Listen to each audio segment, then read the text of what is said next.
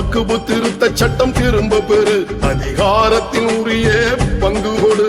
மாநாடு மாநாடு மனிதநேய மக்கள் கட்சியின் மாநாடு. மனிதநேய மக்கள் கட்சியினுடைய துணை பொதுச் செயலாளர் தஞ்சை பாதுஷா அவர்களை தீர்மானத்தை முன்மொழியுமாறு அன்போடு கேட்டுக்கொள்கிறேன். அஸ்ஸலாமு அலைக்கும் வரஹ்மத்துல்லாஹி வபரகாத்துஹு.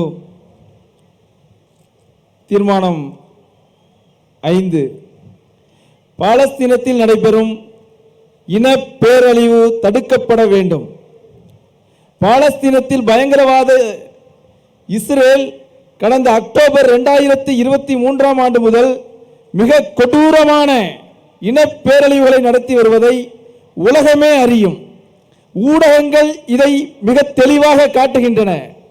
கடந்த ஆண்டு செப்டம்பர் முதல் 57,000க்கும் மேற்பட்ட பாலஸ்தீனத்தின் மண்ணின் மைந்தர்கள் கொல்லப்பட்ட நிலையில் கடந்த 5 வாரங்களில் மட்டும் அமெரிக்கா மற்றும் இஸ்ரேல் கூட்டாக இணைந்து நடத்தும் காசா மனிதாபிமான நிறுவனம் காசா ஹியூமனிடேரியன் ஃபவுண்டேஷன் GHF என்ற நிறுவனம் உணவு விநியோகம் செய்கிறோம் என்று வாருங்கள் என அழைத்து 600 பாலஸ்தீனிகளை கொடூரமாக மனிதநேயமற்ற முறையிலே கொண்டிருக்கிறது.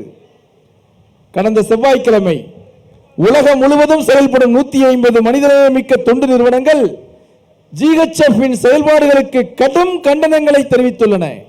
பாலஸ்தீனியர்களை காப்பாற்றுகிறோம் என்ற போர்வையிலே கொல்ல துடிக்கிறது GHF என்ற கொடூர அமைப்பு. காசா போர் நிறுத்தம் தொடர்பான இஸ்ரேலுக்கு எதிரான ஐநா வாக்கெடுப்பில் இந்தியா பங்கேற்காமல் தவிர்த்தது பாலஸ்தீன மக்களுக்கு இழைத்த மிகப்பெரிய துரோகமாகும்.